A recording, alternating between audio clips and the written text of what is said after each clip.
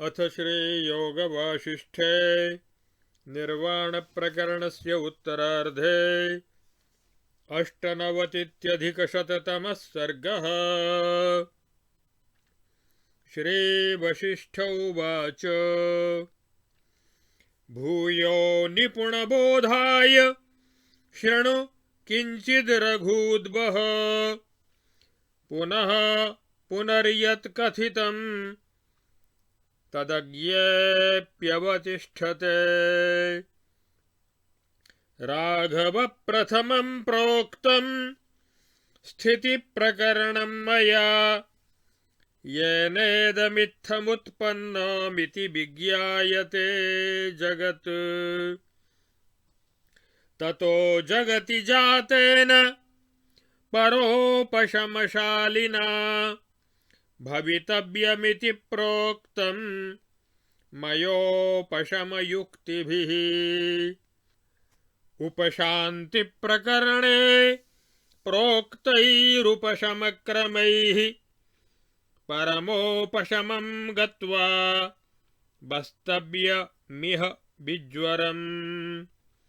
प्राप्तप्राप्येन तज्येन यथा संसारदृष्टिषु विहर्तव्यं हि नः किञ्चित् स्वल्पं श्रोतव्यमस्ति ते। जन्म सम्प्राप्य जगति बाल्येव जगत्स्थितिं यथा भूतामिमां बुद्ध्वा वस्तव्यमिह विज्वरम्।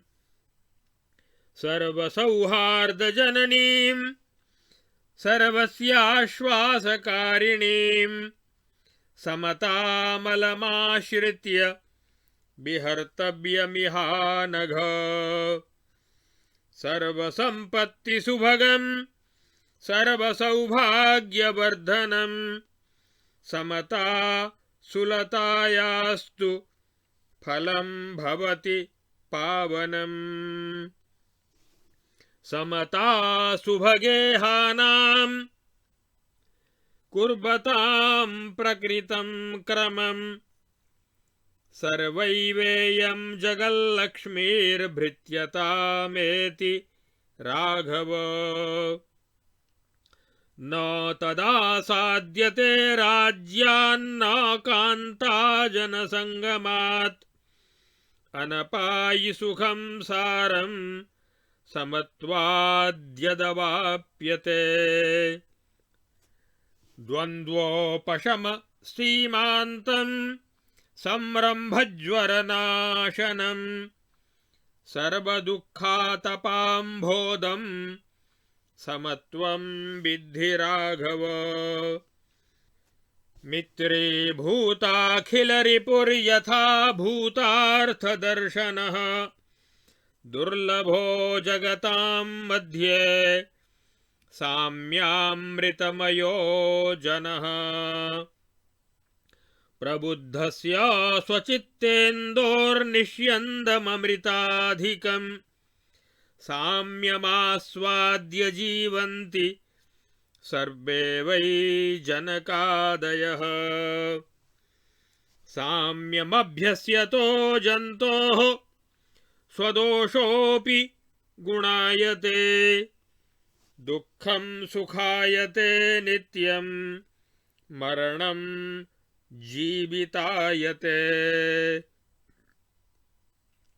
साम्य सौन्दर्य सुभगं वनिता मुदितादिकाः आलिङ्गन्ति महात्मानं नित्यं व्यसनिता इव।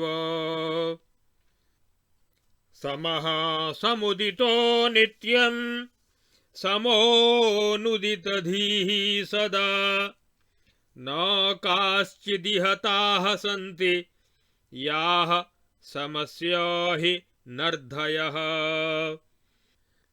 सर्वकार्यसमं साधुं प्रकृतव्यवहारिणं चिन्तामणिमिवोदारं प्रवाञ्छन्ति नरामराः। सम्यक् कारणमुद्दाममुदितं समचेतसं न दहन्त्यग्नयो राम नापः सिञ्चन्ति मानवम् यद्यथा तत्तथा येन क्रियते दृश्यते तथा आनन्दोद्वेगमुक्तेन कस्तं तोलयितुं क्षमः मित्राणि बन्धुरिपवो राजानो व्यवहारिणः सम्यक्कारिणि तत्त्वज्ञे विश्वसन्ति महाधियः नानिष्टात् प्रपलायन्ते नेष्टादायान्ति तुष्टताम् प्रकृतक्रमसम्प्राप्तास्तत्त्वज्ञाः समदर्शिनः त्यक्त्वा सर्वानुपादेयान् राम भावाननिन्दितान् समतायामदुःखायां दधाना वृत्तिमुत्तमाम् विहसन्ति जगज्जालं जीवयन्ति निरामयाः पूज्यन्ते विबुधैः सर्वैः समतामुदिताशयाः प्रकृतक्रमसम्प्राप्तं मुखेन्दौ कोपमेव यः समाशयो धारयति स्यात् सौम्यामृतवज्जनः यत्करोति यदश्नाति यदाक्रामति निन्दति समदृष्टिस्तदस्येयं स्तौति नित्यं जनाबलिः यच्छुभं वा शुभं यच्च यच्चिरेण यदद्य वा समदृष्टिकृतं सम्यक् अभिनन्दति तज्जनः सुखदुःखेषु भीमेषु सन्ततेषु महत्स्वपि मनागपि न वैरस्यं प्रयान्ति समदृष्टयः शिविर्भूपः कपोताय मांसमङ्गविकर्तनं ददौ मुदितया बुद्ध्या समदृष्टितया नया प्राणेभ्योऽपि प्रियतमां कान्तामग्रे विकालितां दृष्ट्वाप्यङ्गमहीपालो न मुमोह समाशयः मनोरथशतप्राप्तं तनयं समयाधिया राक्षसाय त्रिगर्तेशो ददौ स्वपणहारितं नगर्यां दह्यमानायां भूषितायां तथोत्सवे सम एव महीपालो जनको भूभृतांबर न्यायतः परिविक्रीतं साल्वराट् समदर्शनः स्वमेव विचकर्ताशु शिरः पद्मदलं यथा कुन्दप्रकरनिर्भासं यज्ञे पाण्डुमिवाचलं जहौ जरतृणमिव सौवीरः समया धिया समयैव धिया नित्यं निजमभ्याहरन् क्रमं मातङ्गः कुण्डपो नाम प्राप वैमानिकस्थितिं सर्वभूतक्षयकरीं साम्याभ्यासेन भूरिणा तत्याज राक्षसीं वृत्तिं कदम्ब वनराक्षसः बालचन्द्राभिजातोऽपि समबुद्धितया जडः गुडमोदकवन्याय प्राप्तमग्निमभक्षयत् समबुद्धितया क्रूरव्यवहारपरोऽपि सन् धर्मव्याधस्तनुं त्यक्त्वा जगाम परमं पदम् नन्दनोद्यानसंस्थोऽपि पुरुषोऽपि कपर्दनः लुलुभे न सुरस्त्रीषु नूनं प्रणयिनीष्वपि समचित्ततया स्पन्दः करञ्जगहनेष्वपि विन्ध्यकान्तारकच्छेषु राज्यं त्यक्त्वा वसच्चिरम् ऋषयो मुनयश्चैव ये सिद्धाः सुरपूजिताः समदृष्टितयोद्विग्ना न ते तासु व्रतर्धिषु राजानः प्राकृताश्चैव धर्मव्याधादयोपरे समदृष्टिपदाभ्यासान् महतां पूज्यतां गताः इहामुत्र च सिद्ध्यर्थे पुरुषार्थप्रवृत्तये समदृष्टितया नित्यं विचरन्ति सुबुद्धयः अभिवाञ्छेन्न मरणम् अभिवाञ्छेन्न जीवितम् यथा प्राप्त समाचारो विचरेदविहिंसकः समकलितगुणागुणैकभावः समसुखदुःखपरावरो विलासी प्रविचरति समावमानमानः प्रकृतवरव्यवहारपूतमूर्तिः इत्यार्षे श्री वासिष्ठ महारामायणे वाल्मीकीये देवदूतोक्तमोक्षोपायेषु निर्वाण प्रकरणस्य उत्तरार्धे समदृष्टिप्रशंसा नाम 98-अधिकशततमः सर्गः।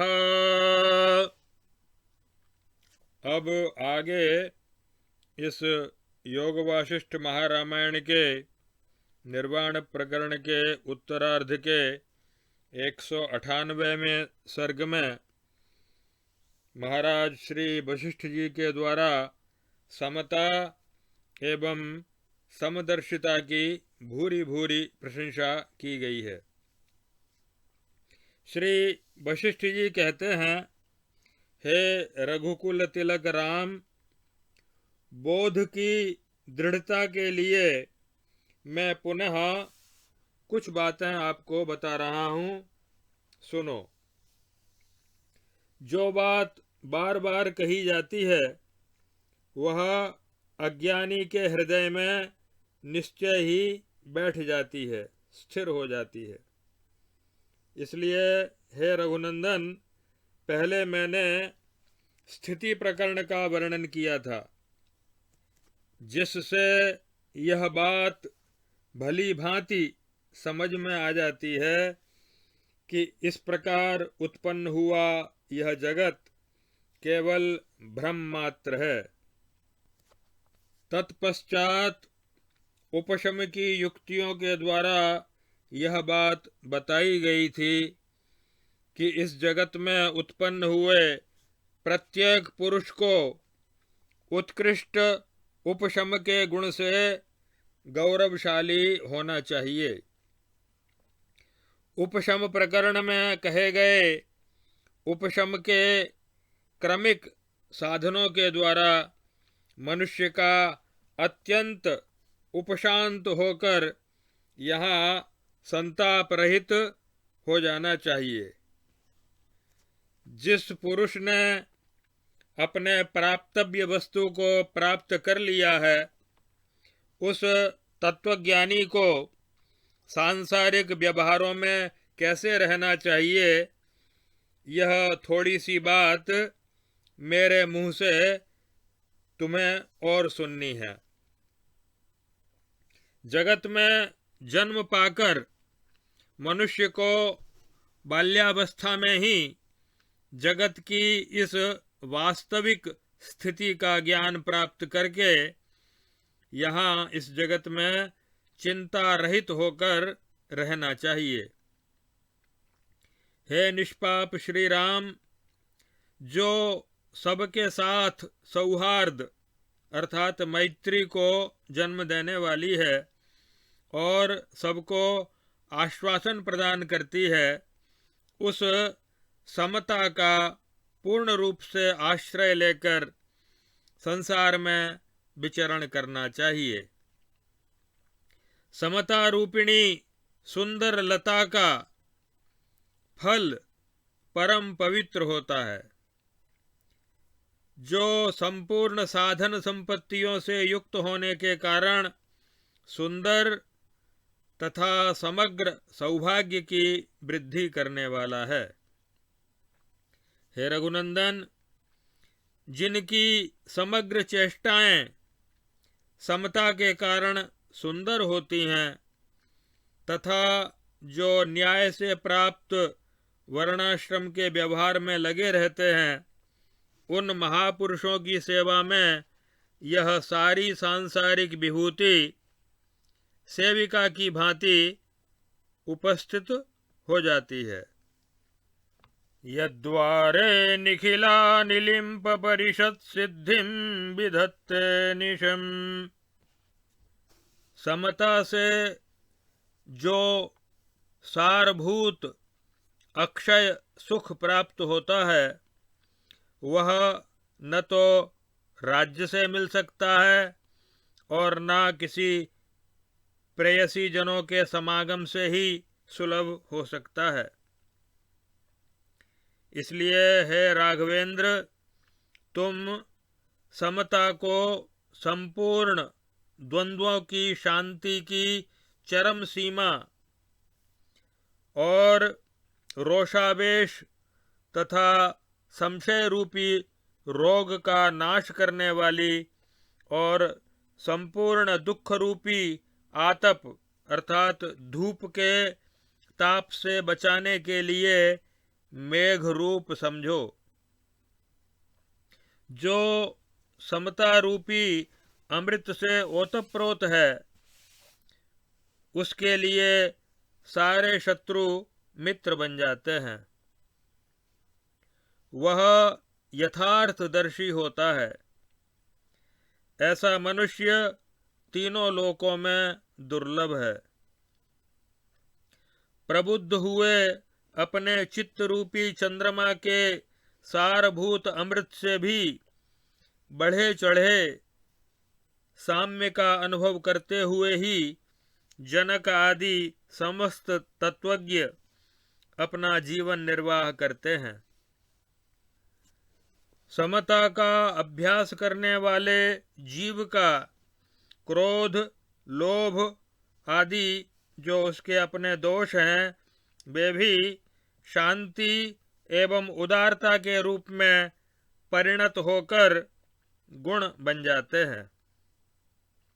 दुख भी नित्य सुख हो जाता है और मृत्यु जीवन बन जाती है। समता रूपी सौंदर्य से सुंदर लगने वाले महात्मा पुरुष को योग शास्त्र वर्णित सुखी, दुखी, पुण्यात्मा और पापात्मा के प्रति क्रम से मैत्री, करुणा, मुदिता और उपेक्षा रूपिणी महिलाएं सदा गले लगाती हैं।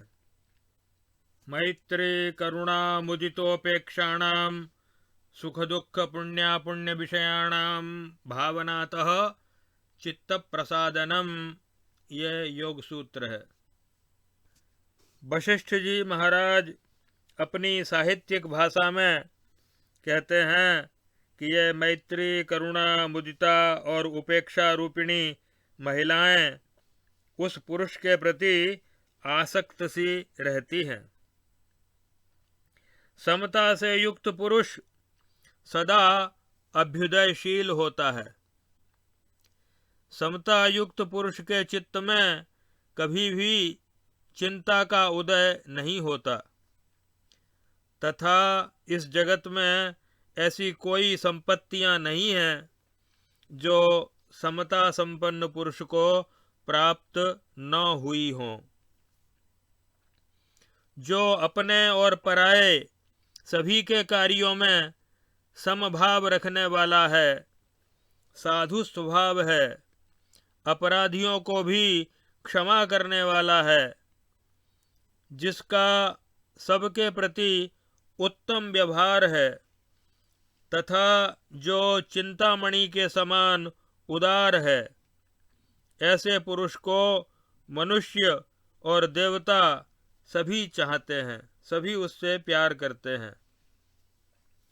हे श्री राम, जो सदाचार संपन्न और सबका हित करने वाला है, अत्यंत प्रसन्न रहता है तथा जिसका चित्त सबके प्रति समान है, ऐसे मनुष्य को न तो आग जलाती है और न जल ही उसे डुबाता है या गलाता है। जो पुरुष आनंद और उद्वेग से रहित होकर जो कार्य जैसे होना चाहिए उसी तरह उसे संपन्न करता है तथा सबको समान दृष्टि से देखता है, उसकी तुलना करने में कौन समर्थ हो सकता है? अर्थात वो अतुल्य है। जैसे हनुमान जी के लिए कहा जाता है ना, अतुलित बल धामम,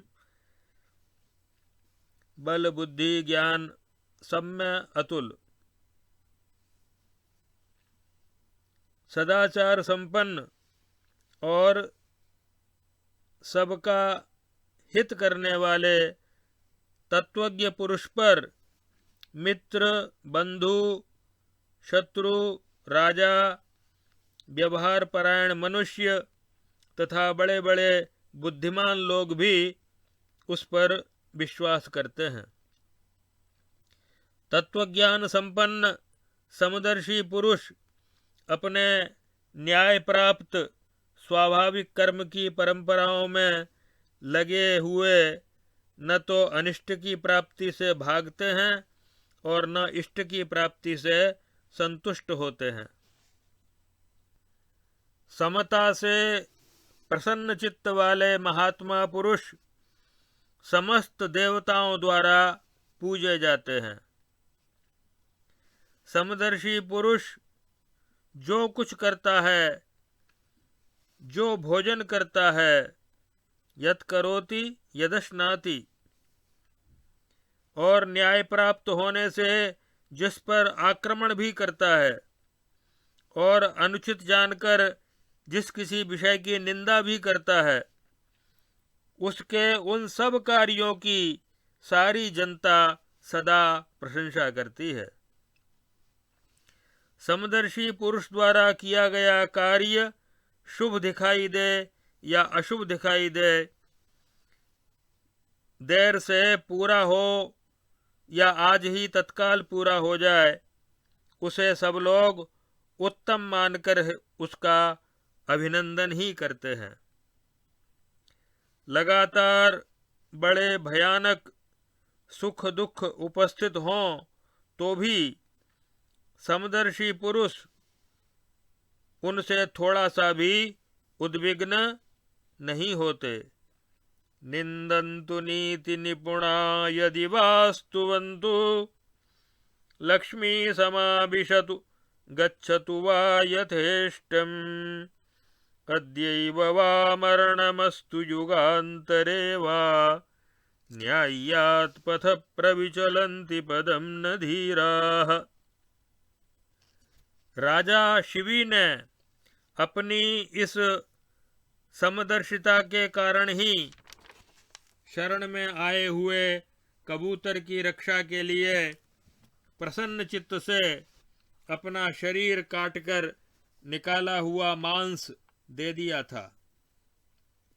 हे प्रिय रघुनंदन, समता युक्त हृदय वाले एक भूपाल जिनका नाम शिखिध्वज था, वो शिखिध्वज महाराज ने प्राणों से भी बढ़कर अपनी प्रियतमा भार्या को अपने सामने ही पर पुरुष के द्वारा आक्रांत हुई देखकर क्षुब्ध नहीं हुए थे।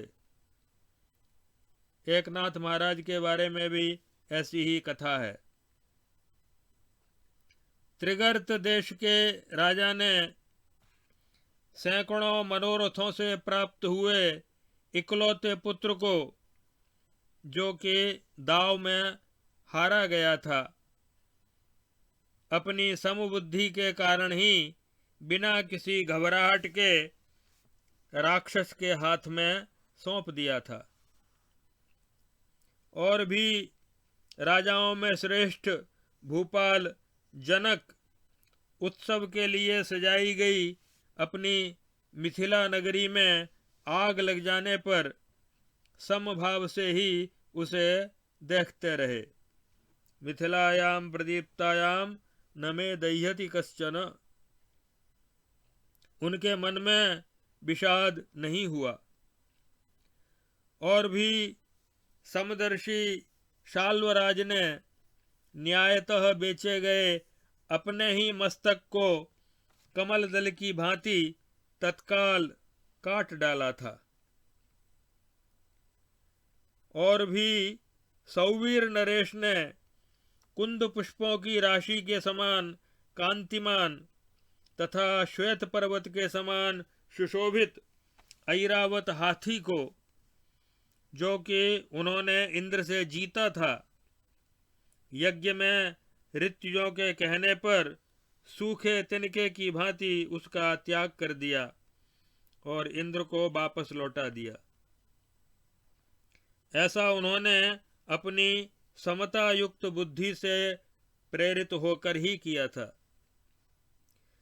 समबुद्धि से ही अपनी जीविका के लिए काम धंधा करने वाले कुंडप नामक एक चांडाल ने एक गऊ को मजदूरी में लेने की शर्त ठहराकर एक ब्राह्मण की 5 गऊओं को, जो कि कीचड़ में फंस गई थीं, उनको निकाला और मजदूरी में मिली हुई उस एक गाय को पुष्कर तीर्थ में उसी ब्राह्मण के हाथों में दान कर दिया था।